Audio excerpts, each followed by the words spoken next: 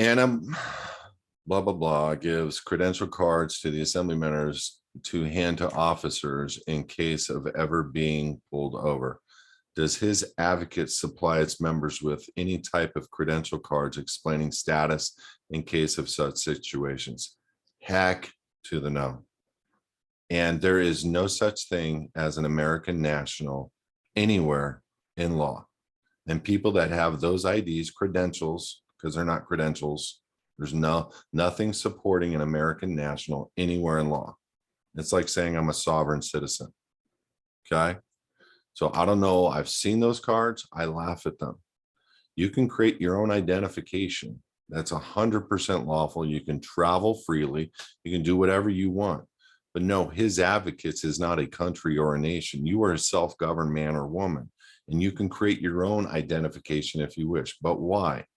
Get a passport, utilize the passport. If you want to travel and you want to argue with a law enforcement officer and not have a driver's license in your wallet, travel as much as you want and hand them your passport or not. Because if you're not in the system, you're not in the system, and that frustrates them. You know, they get people is expired stuff, expired license. That's how they get people, jurisdiction. But don't have an expired set of tags, an expired license, and you will be laughed at by law enforcement and by me, because you're dabbling. You're saying I contracted, I gave you the truck, I contracted, I registered it, I'm contracted. Even when you bought it registered, that was your agreement. I bought it registered and you let it expire.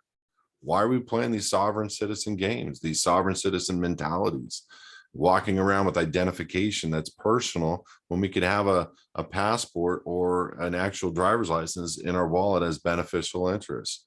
I don't play those games. And you know what we do, it is training you to deal with the big stuff. It's training you to be ready for the big moments. This isn't for the day-to-day grind. Call 1-800-TICKETS or whatever your local attorney that you can retain without giving him a retainer agreement to go to court and defend for $99 instead of spending 4 days in jail, 4 days writing documents, and 4 days of silliness and trying to wipe the mud and dirt and blood off your face after getting out of jail. Why waste the time? Let's be smarter than them in the law.